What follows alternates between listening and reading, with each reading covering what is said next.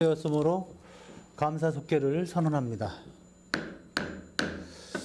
계속해서 복지국 소관 질의 답변을 진행하도록 하겠습니다. 이어서 김명숙 의원님 계속 질의해 주십시오. 네, 김명수 위원입니다. 식사 맛있게 하셨어요? 요즘은 소화가 잘 안 되실 것 같아요. 우리 집행부만큼 저희 의원들도 엄청난 에너지를 소비를 하고 있습니다. 그래서 오늘 이제 아까 질문 드린 거에 이어서 이제 과별로 질문을 이제 좀 드리겠습니다. 13페이지 보면 노인요양시설에 대해서 자료가 쭉 나와 있습니다. 지금 한 군데가 서평택 실버하우스 요양원이 정원이 49명이고 현원이 지금 38명인데 종사자가 0으로 되어 있는데 이거 오타인가요? 아니면은 자료 작성할 때 좀 착오가 있었고요. 예, 그 부분은 지금 수정해서 올려놨습니다. 네, 올려주신 거죠? 네. 지금 전반적으로 보면 저희 이제 뭐 두 군데가 이제 그래서 올라오신 것 같고, 그 다음에 17페이지 보면 여성복지 여기는 이제 빼고요.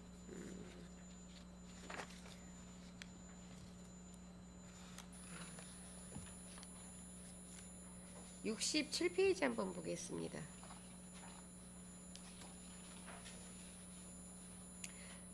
감사 지적 조치 결과에 보면 합정종합사회복지관 22년 4월 27일부터 28일 이틀 동안 감사를 하셨는데 후원금 통장 관리 부적정이라는 항목이 좀 눈에 띕니다. 이거는 있을 수 있는 일이 아닌데 이 그 복지관이 운영이 된 기간이 굉장히 길은데도 불구하고 뭐 회계 처리나 뭐 종사자 수당 지급 같은 경우에는 담당자가 바뀌거나 미처 놓칠 수 있는 부분이라고 생각을 하지만 후원금 통장 관리 부적정이라는 거는 조금 이해가 좀 안 되는데 어떻게 하다가 이런 사례가 생겼는지 설명을 좀 해주십시오.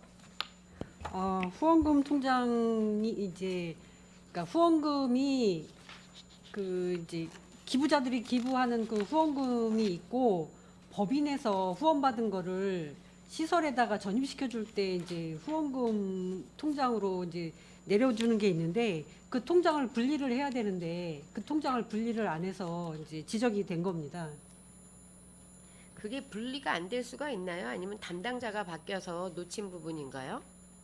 이런 사업을 한두 해 해온 게 아닌데 좀 전에도 같은 말을 드린 것 같은데 매년 해오던 사업인데 불구하고 놓친 이유가 담당자가 챙기지 못한 걸로 저희는 알고 있습니다. 담당자가 교체가 된 겁니까? 아니면은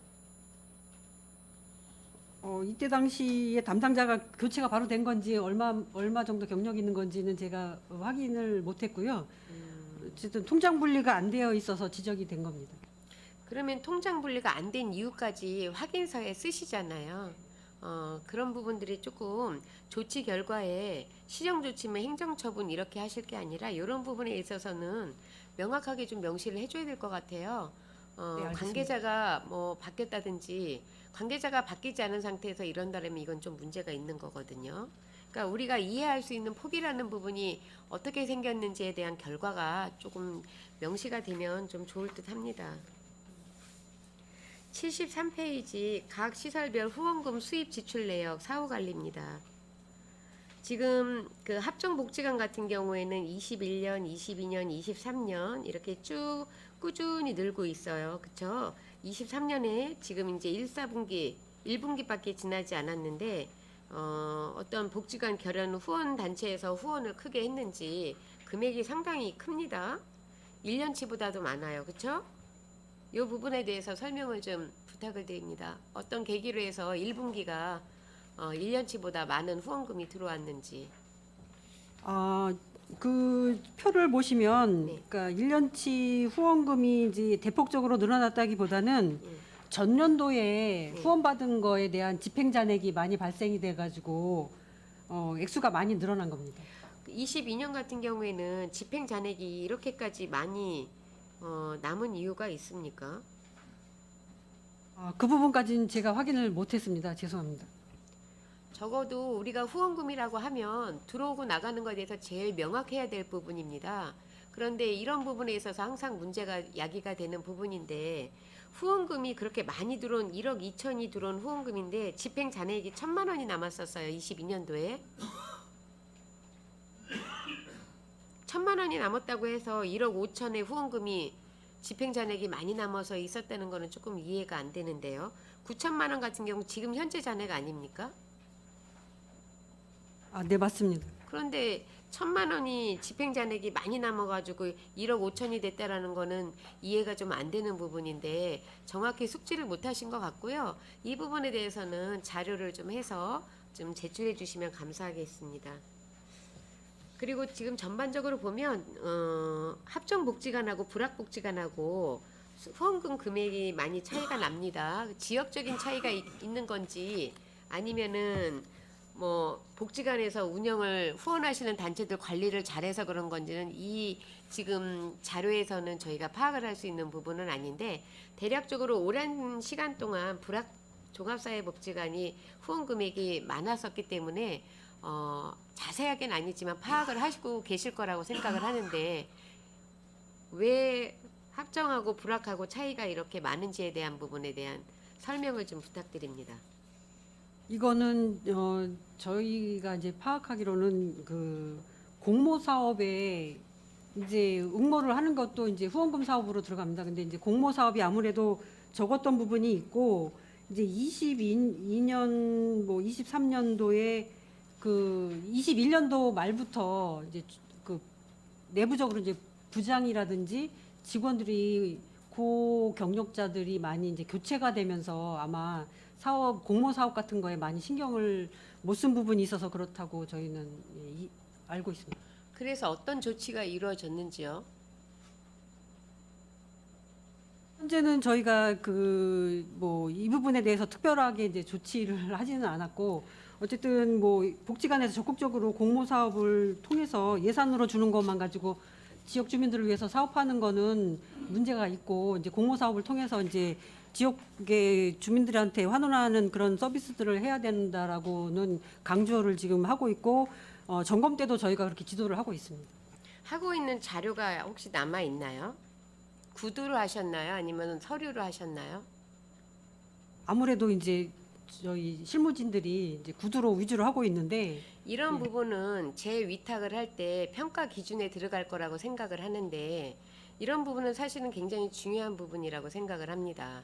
시 예산으로만 주는 것보다는 공모를 해서 국도비를 따오는 것이 우리 복지관들이나 위탁을 받은 대상자들이 해야 될 일이라고 생각을 하는데 가장 기본적인 거는 공모 사업은요.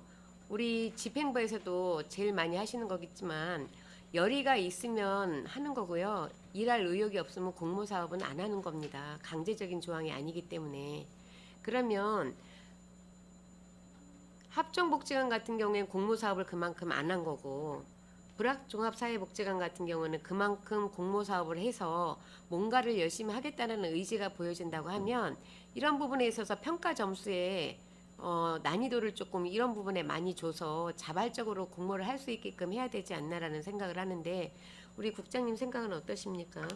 네, 의원님 말씀 저희도 공감하고요. 저희가 이번 행감 자료를 통해서 각종 이제 시설 또 이 복지관뿐만이 아니고 지역아동 센터까지 후원금에 대한 이제 통계를 보니까 이제 공모 사업을 많이 하는 곳은 후원금이 좀 많이 잡히고 그렇지 않은 곳은 이제 후원금이 적게 잡힌 곳이 있었습니다. 그래서 앞으로 저희가 해 나가야 할 방향이 저희 그 시 자체 예산뿐만이 아니고 각 시설이나 기관에서도 노력을 해서 공모 사업으로 해서 저희 시민들께 더 보다 나은 서비스를 제공하는 것이 타당하다고 판단되고 그렇게 지도를 하도록 하겠습니다. 네, 감사합니다. 다시 한번 말씀드리지만요. 보조 사업을 받거나 민간 위탁을 받은 단체에서는 배점 기준에 있어서 공모 사업에 대한 비중을 많이 두셔야지만 그 단체가 일을 하려고 하는 의지가 보이고 목적에 맞게 세외 수입들이 들어와서 평택에 보다 많은 복지에 예산이 투입이 될 거라고 생각을 합니다. 그리고 이런 단체들은 지정 후원금도 있지만 비지정 후원금 같은 경우에도 있어요. 비지정에 대한 후원금 같은 경우 관리 감독을 굉장히 철저히 하셔야 되는데 지금 보면은 사용 결과 11에 보고로 되어 있어요. 지금 이런 시설들은 3년에 한 번씩 정기 감사가 있나요? 저희가 1년에 한 번씩 지도 점검 지도 점검 말고 제가 말씀드리는 거는 감사. 감사는 하지 않고 있습니다. 지금 후원금이 이렇게 지정과 비지정이 많이 왔다 갔다 하는 데는 저는 감사가 좀 이루어져야 되는 이런 부분들이 있어야 된다고 생각을 합니다. 이분들이 이거를 나쁘게 유용해서가 아니라 그런 부분들에 있어서 이 기부를 하신 분들이 보다 투명하게 내가 기부를 한 것들이 잘 쓰여지고 있는가, 어떻게 쓰여지고 있는가라는 거에 대해서 시가 관리 감독을 하고 있다라는 부분에 조금 협조 차원이라도 그렇게 하셔야 될 거라고 저는 생각을 합니다. 그래서 그런 부분도 좀 이번 행감에 임하시면서 고민해야 될 부분이 아닌가라는 생각을 합니다. 지금 합정복지관 같은 경우에는 비지정 후원금이 1분기에도 2천만 원이 거쳤어요.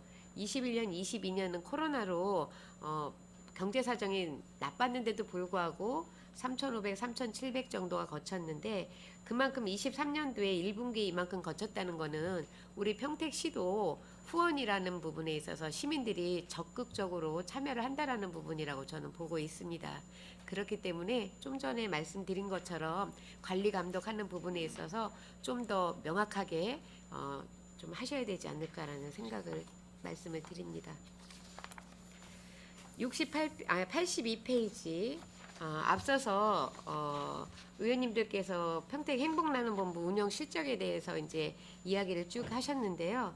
지금 이제 사이트를 제가 다 들어가서 보니까 1인 1계좌 갖기 운동도 하시고 생애 주기별 특별한 나눔도 있고 여러 가지가 있습니다. 그래서 나눔을 만나다, 뭐 나눔을 누리다, 결혼기념일에 기부하는 나눔을 맺다, 유산 기부, 나눔을 남기다, 나눔을 즐기다, 나눔에 반하다, 나만의 기념일 해가지고 생애 주기별 나눔을 할 수 있는 이런 프로그램들이 쭉 나와 있어요. 그런데 보면 2022년 개인이 1억 1천만 원을 이제 행복나눔본부에 기부를 했고 기업체에서는 1억 6,400만 원을 기부를 했습니다. 단체에서는 이제 92,000 정도를 9,200만 원을 기부를 하셨는데 전체적으로 보면 이것이 후원자분들하고 지금 지속적인 그 연락 체계를 어떻게 하고 있는지 개인 같은 경우에 지금 이제 그 생애 주기별 나눔본부 해가지고 제가 아침에 이거를 다 봤어요. 그러면 기부를 하는 테마별로 이렇게 나눴는데 이분들이 지속적으로 내가 기부한 게 어떻게 쓰여지고 있고 이분들에 대한 감사의 표현이 연말에 감사함을 표하는 자리에 한 자리만 있는 건지 아니면은 다른 프로그램들이 꾸준히 이분들에 대한 어떤 소통의 창구가 있는지 그 부분에 대해서 설명을 좀 해주십시오. 뭐 지금 저희가 이제 알고 있는 바로는 이제 행복나눔본부에 이제 기부금을 내주신 분들에 대해서 이제 위원님이 지적하셨듯이 이제 계속 명예훼손당 빼시고 동기부여를 이제 할 수 있게 계속 이제 뭐 인정감을 주거나 아니면 이제 감사 표시를 하거나 이제 이런 식으로 이제 계속 관계를 유지를 해야 되는데 뭐 그게 지속적으로 되고 있지는 않고요. 뭐 일회 감사에 행사하는 게 이제 지금 현재로는 뭐 그분들에 대해서 이제 저희가 인정감을 주는 행사 시에서 하고 있는 행사는 그게 이제 다라고 이제 말씀을 드릴 수밖에 없는 상황이고. 근데 여기에 그 평택 행복 나눔이잖아요. 그러면 이게 행복 나눔이 아니잖아요. 그쵸?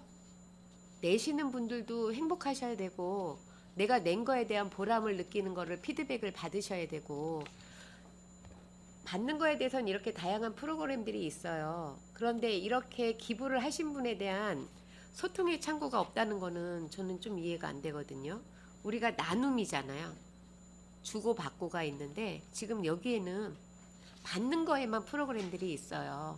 이런 부분들은 우리가 앞으로 지속 가능해서 이렇게 후원을 받고 누군가가 지자체에서 예산 가지고 다 못 움직이는 부분에 있어서 시민의 자발적인 유도를 한다고 표현하면 이건 잘못된 거지만 자발적으로 이분들이 선행을 하는 데 있어서 서로 소통의 창구가 없다. 꾸준하게 이분들하고 소통하려고 하는 어떤 메시지가 지금 창에 띄워져 있지가 않아요. 그래서 앞서서 얘기하신 것처럼 우리 복지관에 후원하는 거나 지금 이 부분이나 전반적으로 한번 좀 검토는 좀 해보셔야 될 것 같습니다. 그래서 주는 사람도 행복하고 받는 사람도 행복하고 이런 부분들이 커뮤니케이션이 되지 않으면 한두 번을 할 수 있겠지만 그분들이 지속적으로 할 수 있는 환경은 안 될 거라는 생각을 합니다.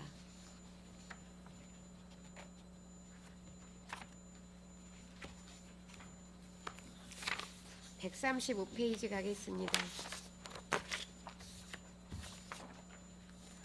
어르신들의 활기찬 노후 지원 굉장히 좋은데, 자, 제가 우리 노인장애인과 과장님한테 여쭤보겠습니다. 우리 어르신들의 그 가장 힘든 어려움을 사고로 뽑아놓는 게 있더라고요. 이거를 바탕으로 해서 지침이 만들어지는 것 같은데 혹시 그 사고를 알고 계십니까?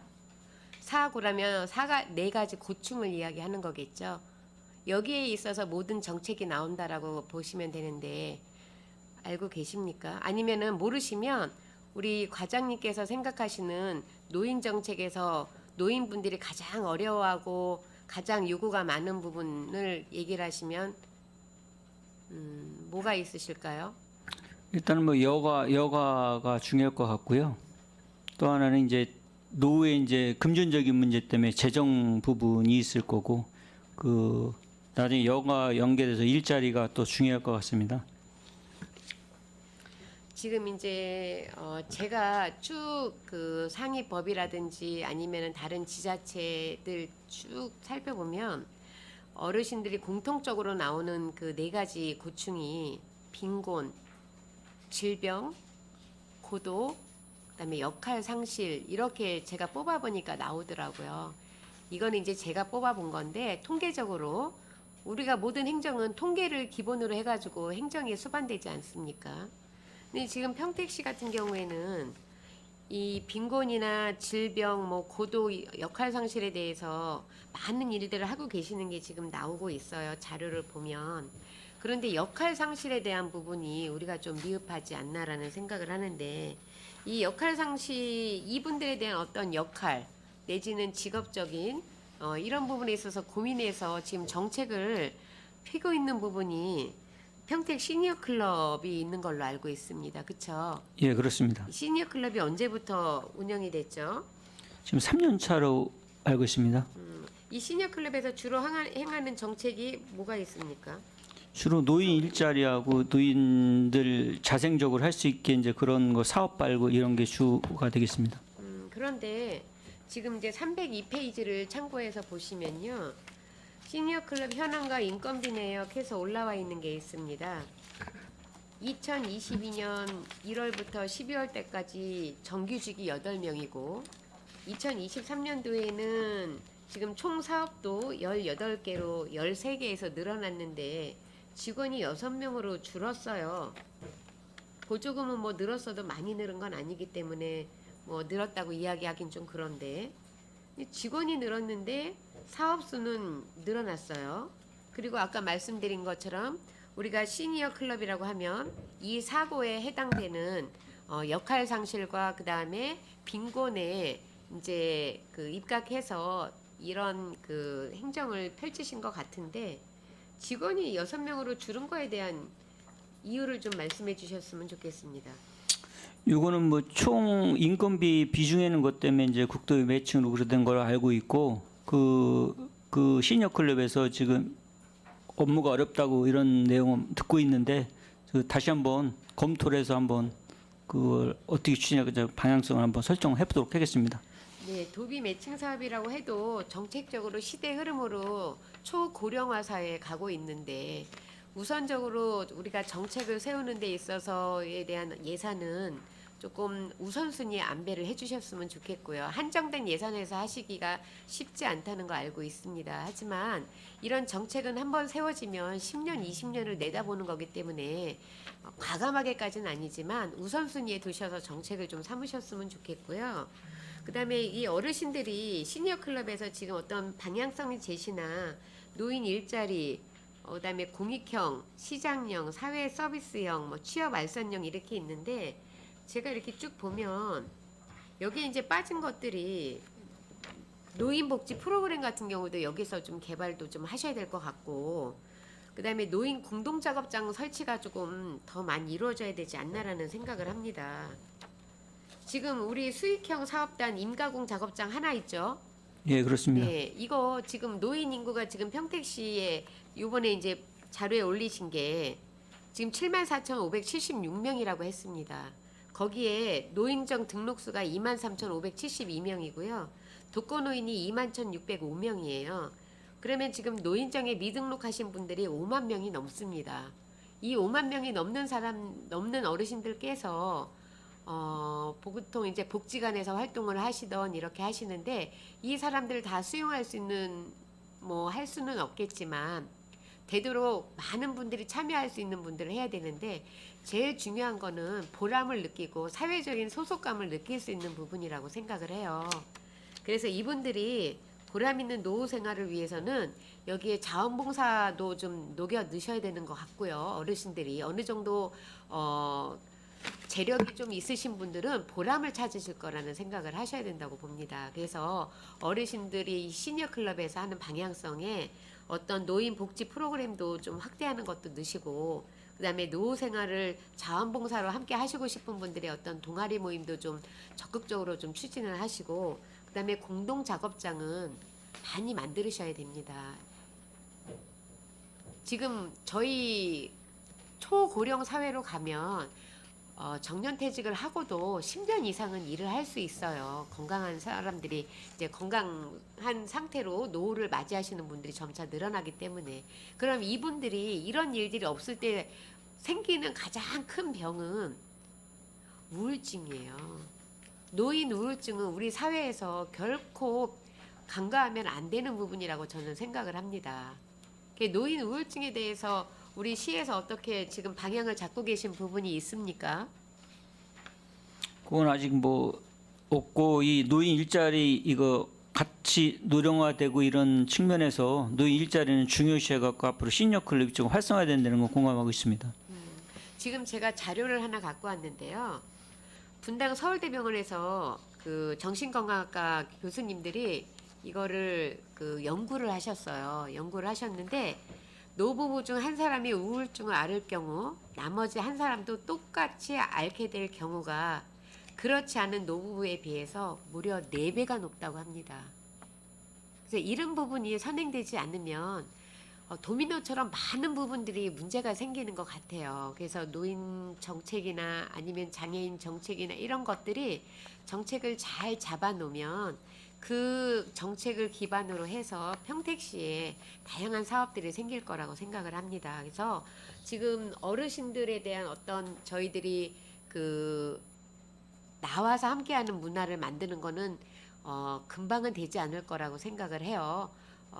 그분들이 나올 수 있는 환경이 돼야지만 하는데, 무조건 같이 활동을 하세요, 노인정에 나와서 함께 하십시오, 이렇게 해서 나오실 수 있는 상황이 아니라고 봅니다. 그래서 그런 정책을 조금 빨리 계획을 하시고, 공동작업장 같은 경우에는 조금 지역별로라도 우선 조금 고민을 적극적으로 해보셔서 노인정이나 아니면은 복지관 시설을 이용하시지 않는 분들, 빈곤층에서 벗어나고 싶은 분들, 아니면 빈곤하진 않지만 노후에 내가 일할 수 있다는 보람을 느낄 수 있는 이런 환경, 그분들이 그걸 가지고 보람을 느끼면 또 자원봉사로 연계될 수 있는 이런 부분들을 그 정확하게 조금 연구를 좀 하셨으면 좋겠습니다.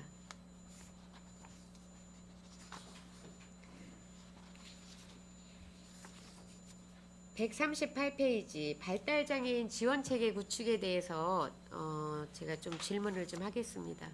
지금 평택시는 장애인 가족 지원센터가 있죠? 네, 있습니다. 이게 이제 지정이 아니고 위탁 사업을 해가지고 지금 하고 있는 것 같습니다.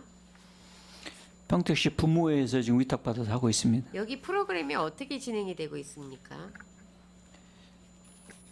대부분 이제 자기결정 프로그램, 진로 프로그램, 상담 프로그램 이런 종류입니다. 부모 그 가족들을 이제 활기차게 이제 생활을 정상적으로 할 수 있게 그런 거 상담 위주로 많이 하고 있는 것 같습니다. 제가 지난번 업무 보고 받을 때 전체 평택시 그 복지 장애 이제 좀 깊이 들어가면 장애에 대한 전반적인 조례를 한번 흔들어 볼 필요는 있다라고 말씀을 드렸는데 기억을 하십니까? 예, 기억하고 있습니다. 그 부분에 대해서 뭐 지금 진행이 되고 있는 계획이라든지 이런 게 있으면 좀 말씀을 해주시겠어요? 현재 계획돼 있는 건 없고 저기 다른 시군의 사례 이런 걸 검토 중에 있습니다. 다른 시 어떻게 돼 있나. 대표적으로 어디 시군 사례에서 보셔서 벤치마킹 할 부분이 기억되는 부분이 있으십니까? 그건 없고 이제 우리하고 비슷한 체제로 경규대는 돼 있는 것 같고요. 전국 단위로 한번 다시 한번 스캔을 해서 한번 검토하도록 하겠습니다. 제가 발달 장애인 그다음에 장애인 기본 조례 제가 이제 상위 법령부터 발달 장애인 권리 보장 및 지원에 관한 법률 보건복지부 법률입니다. 그다음에 경기도 발달 장애인 지원 조례 그다음에 이제 고양시 발달 장애인 권리 보장 지원에 관한 조례 경기도 장애인 장애인 복지 기본 조례 쭉 해가지고 제가 이제 복지 기금까지 쭉 봤어요. 그런데 지금 이제 저희 평택시가 상당히 못 미치고 있다. 그리고 조례 그 상위 근거에 대한 법률이나 이런 부분에 있어서 좀 더 정확히 좀 공부를 하셔가지고 평택시에 맞는 이런 어떤 조례들이 좀 나와줘야 되는데 지금 발달장애인 권리보장 지원 조례 같은 경우는 평택에 없더라고요. 근데 이거 권리는 사실은 가장 기본인데 그래서 이런 부분에 대해서도 요구하는 부분이 좀 많고 지금 장애인 제가 한 구절만 좀 아쉬운 부분이 있어서 장애인 복지 기본조례 경기도 조례를 제가 좀 한번 장애인 권리에 대해서 좀 읽어드리겠습니다. 제7조 장애인은 어떤 차별도 받지 않고 예외 없이 인간으로서 존엄과 가치를 존중받아야 한다. 장애인은 사회 통합을 촉진하는 다양한 서비스 등을 받을 수 있는 권리를 가진다. 장애인은 정치, 경제, 사회, 문화 등 모든 분야의 활동에 참여해야 할 권리를 가진다. 장애인은 장애인 정책 결정 과정에서 자신의 특수한 필요 조건이 반영되도록 요구할 수 있는 권리가 있다. 그래서 여기에서 이제 제가 드리고 싶은 말씀은 제11조예요. 도지사는 여성 장애인의 권익을 보호하고 사회 참여를 확대하기 위한 정책을 강구하여야 한다. 이 부분이 이제 제가 조금 아쉬운 부분이고요. 17조에 보면은 평생교육 부분이 있습니다. 도지사는 장애인이 사회 통합의 이념에 따라 연령, 능력, 장애의 종류 및 정도에 따라 충분히 교육을 받을 수 있도록 필요한 정책을 강구하여야 한다. 장애 정도에 적합한 교육자료 제작, 배포 방안 등을 마련하여야 한다라고 되어 있는데 지금 저희 평택시에서 이런 부분이 되어 있는 부분이 있으면 한번 말씀을 좀 해주시겠어요?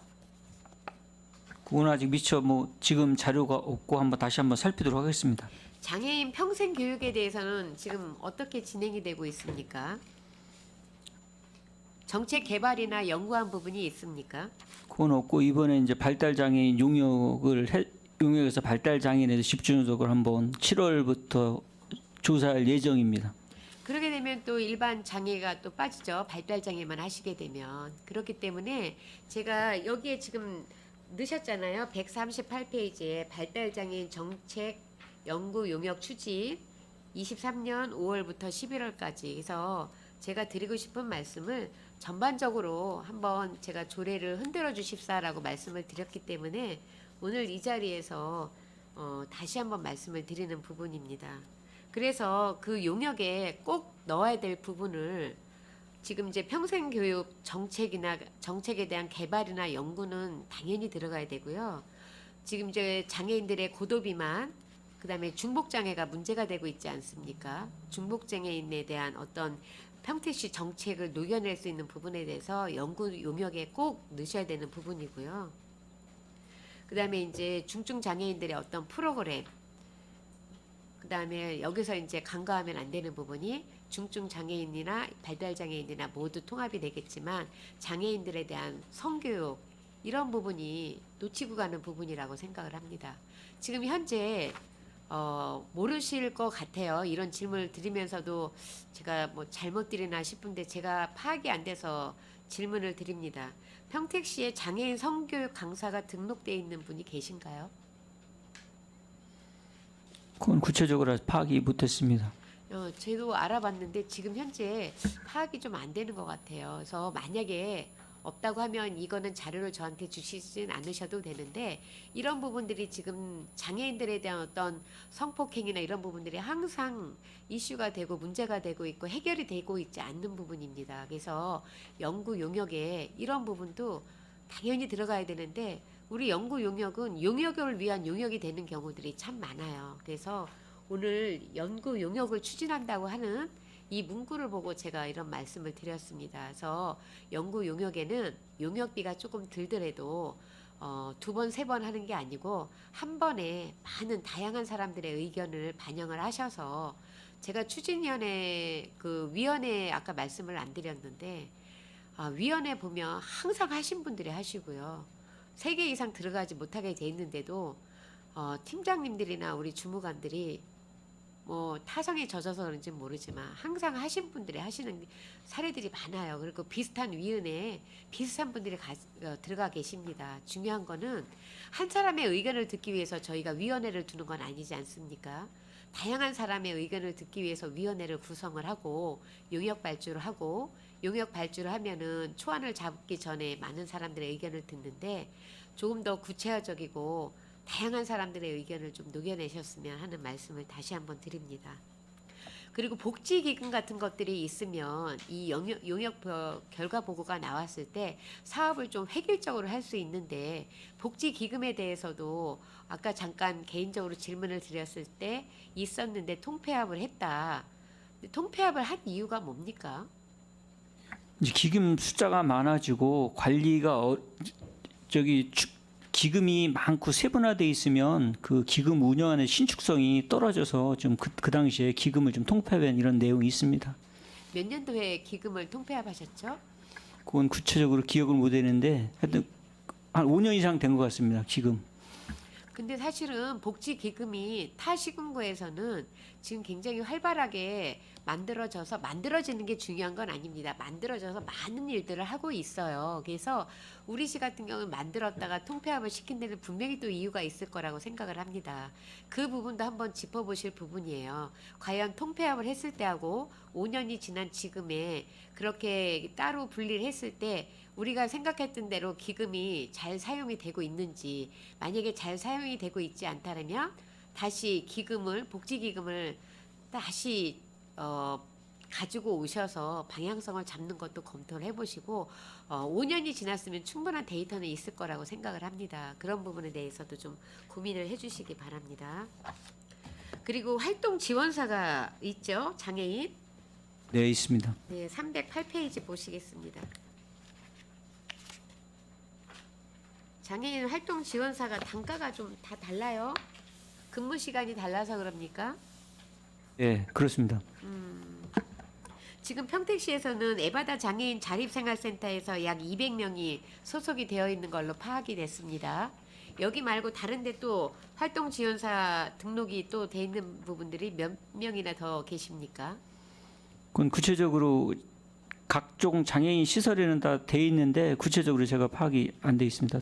나중에 파악해서 보고 드리도록 하겠습니다. 네네. 지금 2020년도에 평택시에서 중증장애인 사망 사건이 있었죠? 네, 그렇습니다. 그 자료가 여기에 지금 올라와 있습니까? 소송건이 안 올라와 있는 걸로 제가 알고 있는데. 그건 도 감사 사례로 그 당시 시설 폐쇄돼 갖고 지금 소송 중에 있습니다. 그러니까 여기에 지금 자료에 안 올라와 있는 것 같아요. 제가 못 찾을 수도 있는데 개인적으로 제가 못 찾았으면은 없는 것 같습니다. 그래서 그 부분에 대해서 지금 이게 이제 중증 장애인인데 그 폭행을 당해서 사망 사건이 있었다라고 이제 소송이 시작이 된 거예요. 네, 그렇습니다. 2심 판결이 끝났나요? 끝나서 일부 이제 그 피해자 가족들의 이제 소송을 그 시설장하고 시를 상대로 소송해서 일부 시에서 지금 예비비로 해서 지금 지급했습니다. 얼마를 지급하셨죠? 지금 다 합해서 그 1억. 비용은 1억 좀 넘게 이번 금년 예비비로 지급한 상황입니다. 이거에 대한 재발 방지 대책은 어떤 거를 강구를 하셨어요? 이 사건이 벌어지고 나서. 이제 시설 관리를 철저히 한다는 그러고 지금 담당자 자주 점검 이런 내용으로 이제 잘 챙기고 있습니다. 그거는 원론적인 대답이시잖아요. 그럼 그 전까지는 그렇게 대답을 하시면 과장님 그 전에는 철저하게 관리를 안 했다라고밖에 얘기가 안 되시는데 제가 저기 듣고 싶은 이야기는 그런 부분이 아니고 이렇게 재발 방지가 된 이유가 이게 미인가 시설이지 않았습니까? 일부는 인가 부분이 있고 미인가 부분이 일부 있었던 부분입니다. 각 층에 1층과 2층 나눠져 있어서 시설이 된 걸로 알고 있는데 그러면 이 부분이 미인가 등록에 대한 부분에 대해서 어떻게 하셨는지 그다음에 그 이걸로 인해서 추가적으로 더 우리가 관리 감독한 사례들이 있었는지에 대한 대답을 해주셔야 되는데 그런 대답이 아니셨어요. 그래서 조금 불편하실 거라 생각을 하시고 제가 정리를 해서 말씀을 드리도록 하겠습니다. 이 사건이 있어서가 아니라 앞으로는 평택시에 미인가 등록은 절대 있어서는 안 됩니다. 장애인들이 자기 의사표현도 잘 못하고 있는 상황에서 가족들이 다들 직업이 있고 믿고 맡길 수 있는 시에서 인정이 되고 인증이 된 기관에라고 생각을 해서 이런 시설에 입소를 시켰는데 이런 일이 발생한다는 것 자체는 미인가 시설이라는 것들이 앞으로 평택시에서는 절대 존재를 하면 안 되고요. 그런 부분에 있어서 관리 감독을 좀 더 철저히 해주셔야 된다라고 생각을 합니다.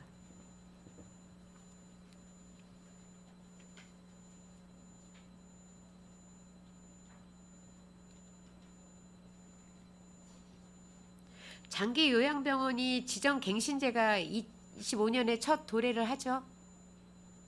요양병원 네네. 요양병원은 보건소에서 관리하고요. 아, 요양원을 저희 부서에서 관리하고 있습니다. 요양원은 그러면은 병원은 제가 그거는 아는데 요양원은 대상이 안 됩니까? 예, 병원만입니까? 예. 지금 우리 그 요양원에서 행정처분하고 기간 그 평가 기준서가 있습니까? 행정처분 이력은 뭐 여기 올라와 있는 게 있고 기관에 대한 어떤 평가 결과 이런 부분들은 나와 있는 게 없죠. 예, 없습니다. 그럼 이런 부분에 있어서 관리 감독은 우리가 나갔을 때 어떤 점을 중점적으로 보십니까?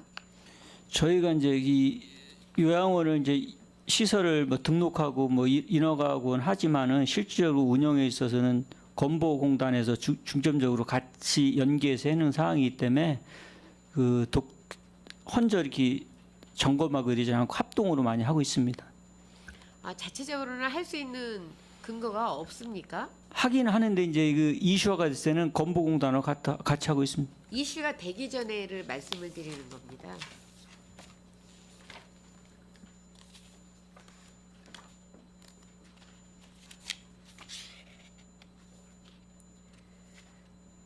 노인 학대 신고 접수건을 보겠습니다. 23년도 4월 30일 기준 한 건이 발생을 했습니다. 22년도에 51건, 21년도에 50건이 발생이 됐는데 신체적인 학대 유형이 노인 학대가 19건, 정서적인 거는 16건, 방임이 한 건인데 사실은 정서적인 부분은 규명하기가 쉽지가 않았을 텐데 이 정도면 굉장히 심각하니까 이게 규명이 된 거라고 생각을 하는데 보통 정서적인 신고 건수는 평택에서 보통 이 16건 외에는 없는 겁니까?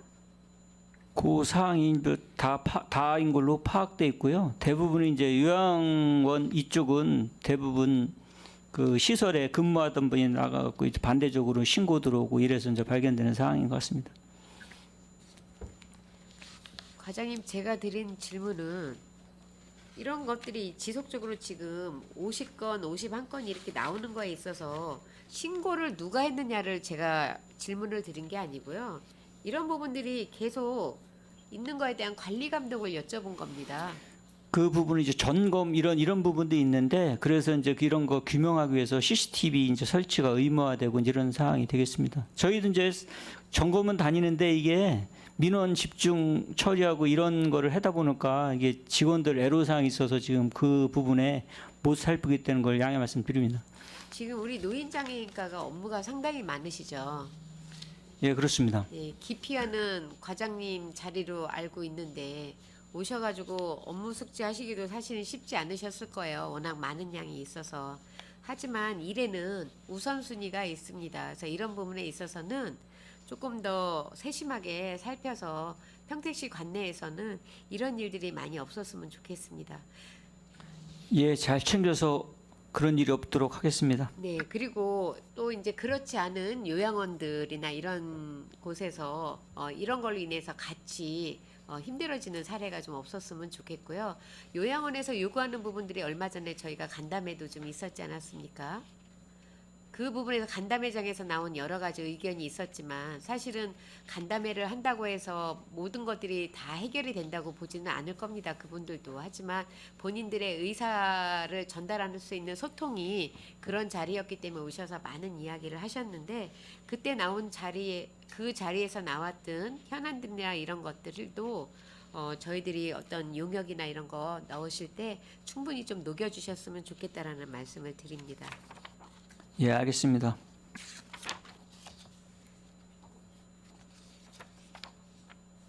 (318페이지) 지금 이제 아까 말씀하셨던 게 장애인 부모회에서 이제 운영하는 장애인 가족지원센터 같아요. 사단법인 한국장애인 부모회 평택시 지부에서 지금 이제 쭉 그 프로그램하고 이런 것들을 해서 쭉 하셨는데 지금 이런 프로그램들 외에 추가적으로 이런 프로그램들이 필요한데 예산을 더 주세요 해서 올라온 사례들이 좀 뭐가 있나요? 내년도에 뭐 상담 이쪽으로 해갖고 그쪽을 중점에 두는 말씀이 있었는데 그 외에는 아직 파악된 게 없습니다. 그냥 가족 상담 이런 사례 관리 이쪽으로 좀 관심이 있는 것 같습니다. 사실은 사례 관리는 필요한 부분입니다. 왜냐하면 경험자들이 그 사례를 바탕으로 해서 자기들의 어떤 현장에서 그 충분히 풀어낼 수 있는 문제들이 해결이 되면 시에는 그만큼 민원이 덜 오고 현장의 이야기가 소통이 됨으로 인해서 서로 그 정보 교환이 되는 부분도 있고 그다음에 사례 관리사 같은 부분이 지금 이제 그 도에서 신청을 해서 이렇게 받는 걸로 아는데 그런 사례가 있습니까? 현재 이제 도에 이제 계속 건의하고 있는 사업인데 저희 이게 평택시는 해당이 이번에도 안 됐죠. 예, 지금 어렵게 된 것 같은데 저희도 이제 필요한 사업을 인정해서 지금 계속 건의하고 있는 내용입니다. 건의만 해서는 주겠어요. 안 되면 가서 데모라도 좀 하십시오. 적극적으로 이런 부분들은 좀 뭐 안 필요한 부분이 있겠습니까마는 그래도 사례관리사 같은 경우는 사실은 현장에선 제일 절실할 부분이라고 저는 생각을 합니다.